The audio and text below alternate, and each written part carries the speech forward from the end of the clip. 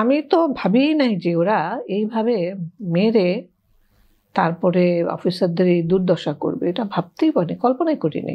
আমি ওদেরকে বোকার মতন বলছি যে একটু বাসায় যান না, আমার বাচ্চাটাকে নিয়ে একটু সেভ করেন, আর আপনার স্যার কেমন আছে, একটু খবর দেন আমাকে।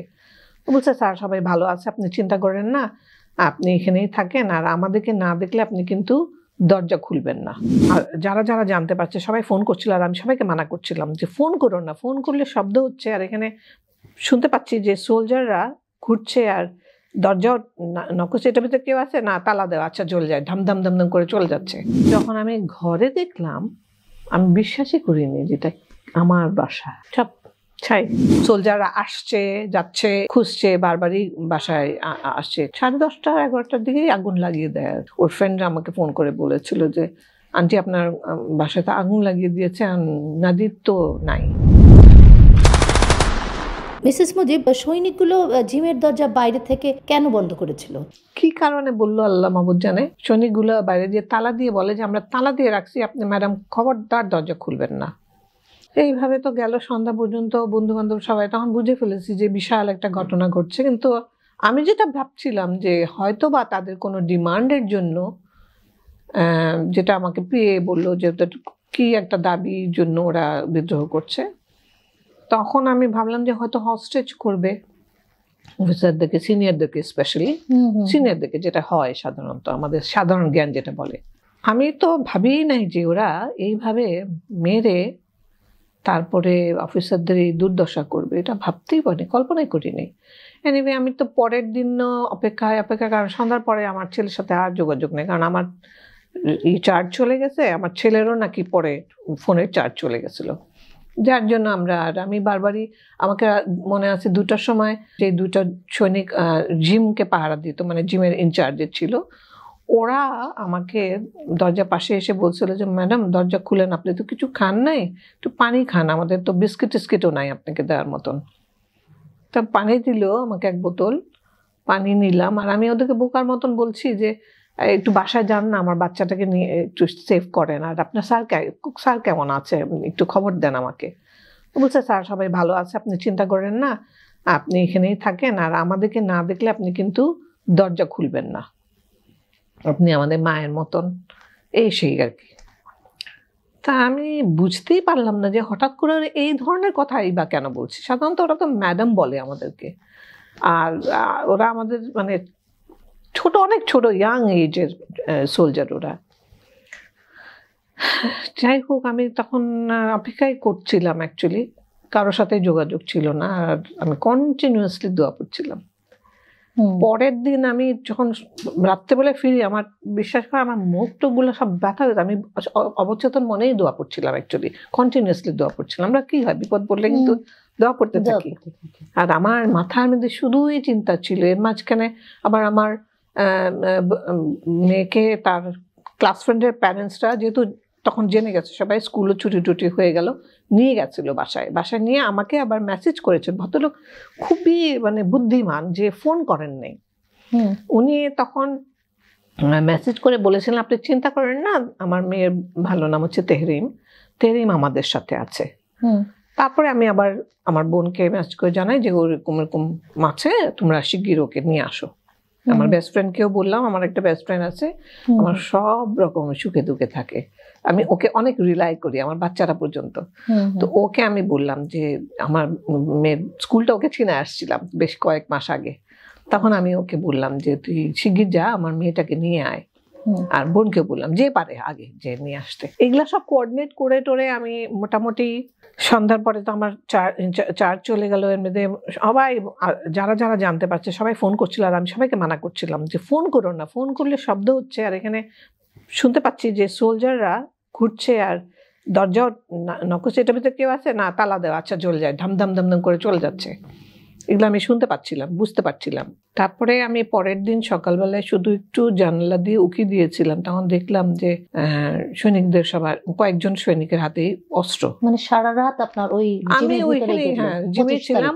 পরের দিন আমাকে সৈনিকরা এসে দরজা খুলে নিয়ে গেল বললো যে ম্যাডাম আসেন, সবাই কি দিয়েছিলেন যাচ্ছে। যে আপনি সকালে বললেন, ও কি দিয়ে কি দেখেছেন তখন? ওই যে সৈনিকদের হাতে অস্ত্র দেখলাম আর কি, 2-3টা সৈনিককে দেখলাম, একটু দেখে আমি আবার নেমে গেলাম। জানালাগুলো একটু উপরে ছিল, যার জন্য আমার ওই যে মানে জিমে যে ইনস্ট্রুমেন্টস গুলো থাকে ওগুলোর উপরে উঠতে হয়েছিল, ওখানে তো চেয়ার টেবিল নাই, ওটার উপরে উঠে আমি দেখছিলাম আর কি।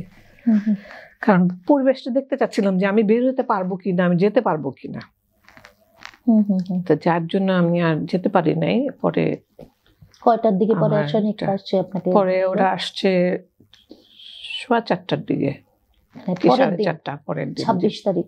26 ও মাই তারিখ। গড। তো 36 ঘন্টা পরে আমাকে বের করে বললো, ম্যাডাম আসেন এখন, আপনি আমাদের সাথে আসেন।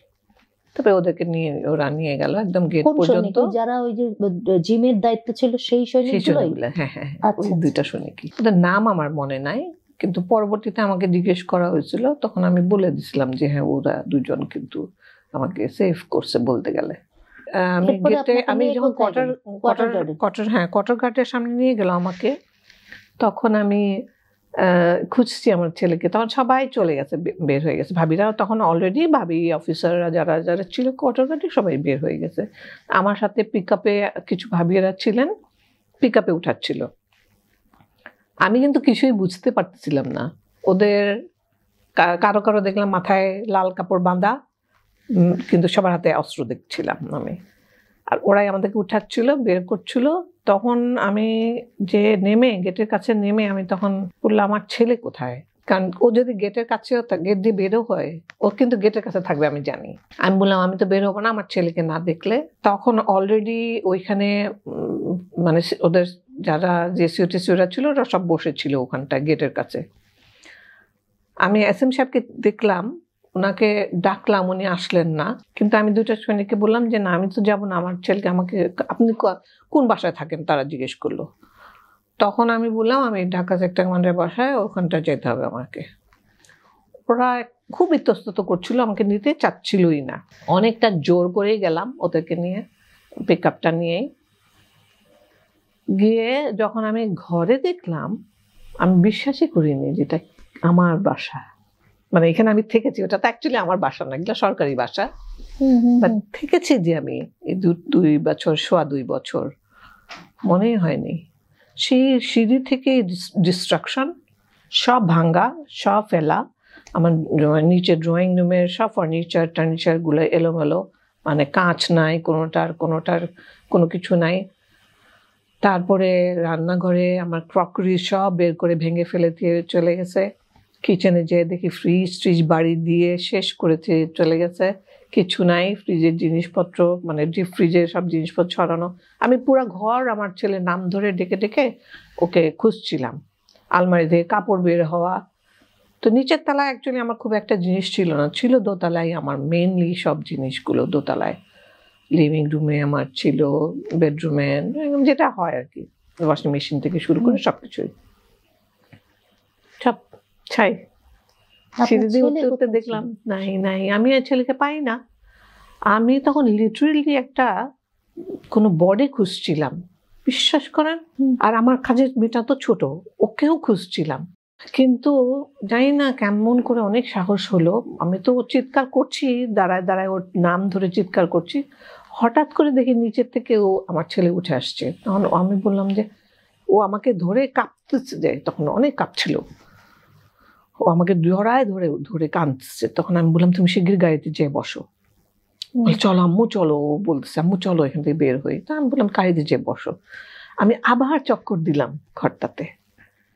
আমার অনেক কিছু সংগ্রহ ছিল ওখানটায়, আমার সব সার্টিফিকেট পড়ে গেছে, আমার বাচ্চাদের সার্টিফিকেট পড়ে গেছে। তো কাজের মেয়েটাকে আর খুঁজে পাননি? পরে কাজের মেয়েটাকে আমি তো মনে করলাম, আমার ছেলে খুব কাঁদছিল যে মা মিনাকে তো বাঁচাতে পারলাম না। মিনাকে নিয়েই ও যাচ্ছিল পিছনের দিক দিয়ে সান শেডে, পিছনে একটা ব্যালকনি ছিল, ওই ব্যালকনি দিয়ে ওখান যখন যাচ্ছে তখন গোলাগুলি শুরু করে সৈনিকরা। তখন ও ওই সান শেডে উঠে মিনার হাত ছেড়ে দেয়। তখন ওই মেয়েটা নাকি বাথরুমে যেয়ে লুকিয়েছিল। তখন ওরা খুঁজে যখন কাউকে পায়নি, তখন বলছে যে আগুন লাগাই দে, মিনার মুখ থেকে যেটা শোনা আমার কাজের মেয়েটার কাছ থেকে, যে আগুন লাগাই দিয়ে লুকায় থাকলেও পুড়ে মরে যাবে।